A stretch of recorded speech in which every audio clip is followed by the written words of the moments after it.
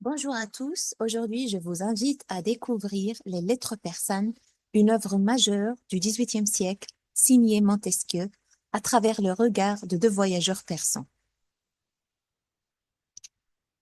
Pour bien comprendre cette œuvre, commençons par situer son contexte historique et découvrir les grandes lignes de son intrigue.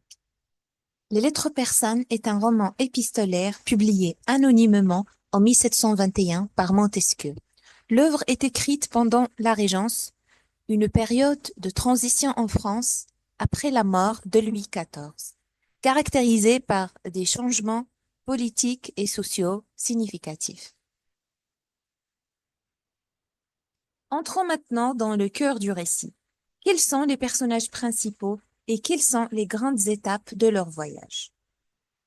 Le roman se compose de lettres échangées entre deux nobles persans, Usbek et Rika, qui voyagent en Europe, principalement à Paris, et leurs correspondants restés en Perse. À travers ces lettres, ils partagent leurs observations sur la société française et les nouvelles de leur pays natal. L'œuvre comprend 161 lettres, divisées en plusieurs sections correspondant aux différentes étapes du voyage et aux thèmes abordés. Abordons les grands thèmes de l'œuvre tels que la critique sociale, le relativisme culturel et la condition des femmes. Et intéressons-nous également aux intentions de Montesquieu. Donc, que cherche-t-il à transmettre à travers cette correspondance fictive? Montesquieu utilise le regard étranger des protagonistes pour critiquer les institutions françaises, notamment la monarchie absolue et l'Église, soulignant les abus de pouvoir et les incohérences du système.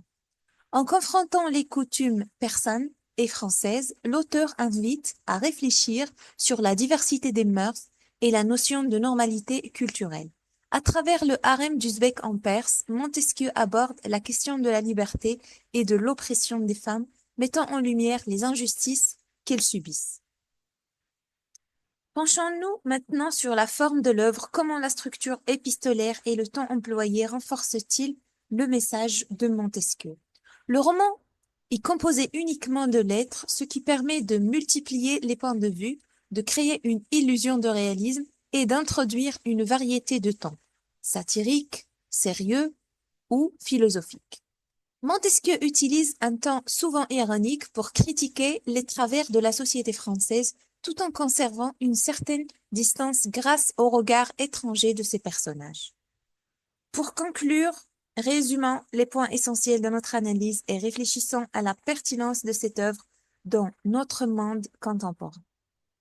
Grâce au regard naïf des persans, Montesquieu peut remettre en question la monarchie, la religion et les mœurs sans provoquer la censure. En exposant les contradictions et absurdités des sociétés à travers un regard extérieur, Montesquieu pousse le lecteur à s'interroger sur sa propre culture et ses certitudes.